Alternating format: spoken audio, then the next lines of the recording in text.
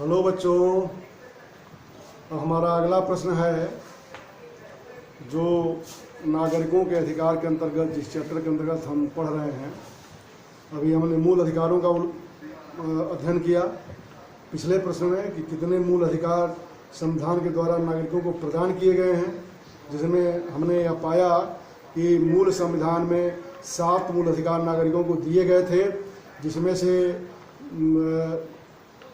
संपत्ति के मूल अधिकार को आगे चल करके समाप्त कर दिया गया और वर्तमान समय में केवल 6 मूल अधिकार नागरिकों को प्राप्त हैं।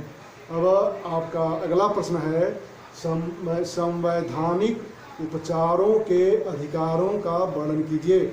संवैधानिक उपचारों के अधिकार का वर्णन कीजिए। प्रश्न आप लोग ले लीजिए, संवैधानिक उपचार के अधिकार का वर्णन कीजिए। उसके बाद उत्तर लिख करके हेडिंग डालिए, संवैधानिक उपचारों का अधिकार, अनुच्छेद 32। हेडिंग डालिए, संवैधानिक उपचारों का अधिकार, अनुच्छेद 32। संविधान के, उसके आगे लिखिएगा, संविधान के अनुच्छेद 32 में संवैधानिक उपचारों के अधिकारों का उल्लेख किया गया है। यह बहुत ही महत्वपूर्ण मूल अधिकार है। यद्यपि नागरिकों को जितने भी मूल अधिकार प्रदान किए गए हैं, सभी मूल अधिकार उनके जीवन के सर्वांगीण विकास के लिए आवश्यक हैं, लेकिन उनमें भी संवैधानिक उपचारों का जो यह मूल अधिकार है, यह सबसे अधिक महत्वपूर्ण है।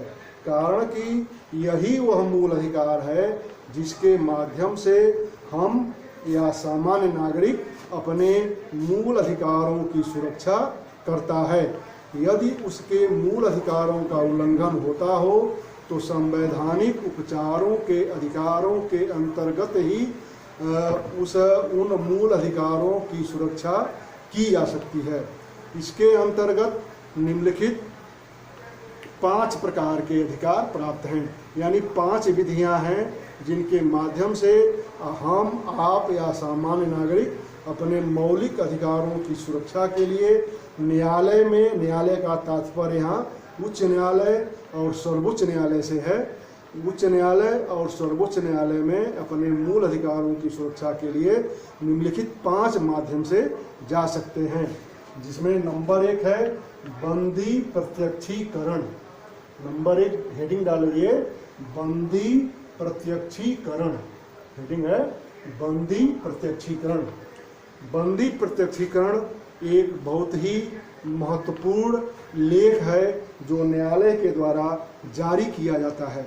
यदि कोई व्यक्ति जो पुलिस के द्वारा बंदी बनाया गया है, यदि उसे यह महसूस होता है कि उसे बंदी बनाए जाने का कोई कारण नहीं है, अनधिकृत रूप से बंदी बनाया गया है, तो वह इस रिट के माध्यम से, इस लेख के माध्यम से न्यायालय की शरण जा सकता है, जहां पर न्यायालय उस संबंधित व्यक्ति को यह आदेश जारी करता है कि जिस व्यक्ति को बंदी बनाया गया है उसके कारणों का विस्तृत उल्लेख करते हुए प्रतिवेदन प्रस्तुत करें।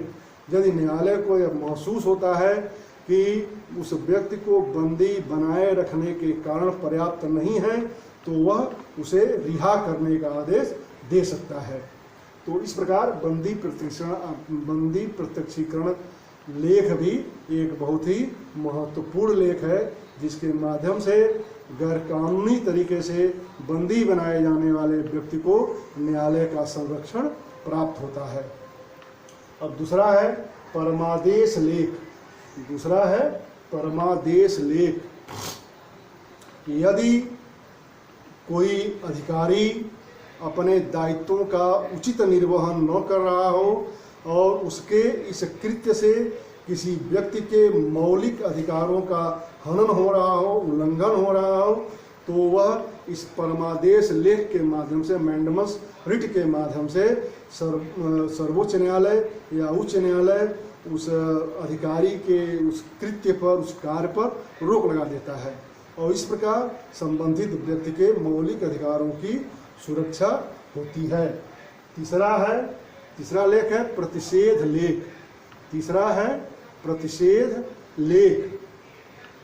यह लेख सर्वोच्च न्यायालय तथा उच्च न्यायालयों के द्वारा अपने अधीनस्थ न्यायालयों को इस उद्देश्य के साथ, इस आदेश के साथ जारी किया जाता है कि वह संबंधित विषय पर विचार न करे, क्योंकि यह उसके अधिकार क्षेत्र में नहीं है। यानी संबंधित विषय वो संबंधित न्यायालय के अधिकार क्षेत्र के बाहर की चीज़ है, इसलिए वो इस पर विचार न करे। इस लेख के माध्यम से न्यायालय यह आदेश अपने अधीनस्थ न्यायालयों को जारी करता है। अब अगला है उत्प्रेषण।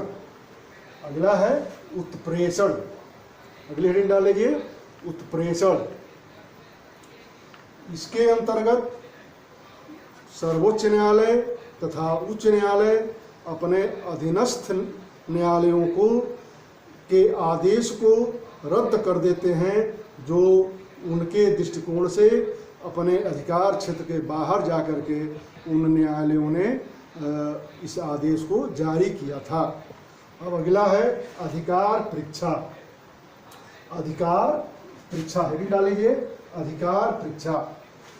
अधिकार परीक्षा के माध्यम से यदि कोई व्यक्ति किसी ऐसे पद पर नियुक्त हो गया है जिस पर कार्य करने की उसके पास योग्यता नहीं है या गैर कानूनी या अवैध तरीके से उसकी नियुक्ति हो गई है, तो इसके माध्यम से सर्वोच्च न्यायालय उस व्यक्ति को उस पद पर कार्य करने से रोक सकता है। इससे संबंधित व्यक्ति को कार्य करने से इस आदेश के माध्यम से रोका जा सकता है। इस प्रकार हम देखते हैं कि संवैधानिक उपचारों का अधिकार हमारे लिए बहुत ही महत्वपूर्ण है।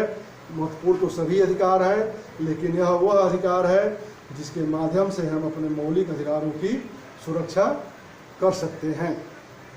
अब आपका यह प्रश्न समाप्त हो गया। अब पुनः आपसे एक बार आग्रह है कि यदि सब्सक्राइब न किए हों तो इस चैनल को सब्सक्राइब कर दें, लाइक आइकन बटन दबा दें। यह आपके हित में होगा, क्योंकि जब भी नया वीडियो पड़ेगी आपके मोबाइल पर अगर आप सब्सक्राइब किए रहेंगे तो आपके मोबाइल पर उसका इंडिकेशन चला जाएगा, उसका संकेत चला जाएगा।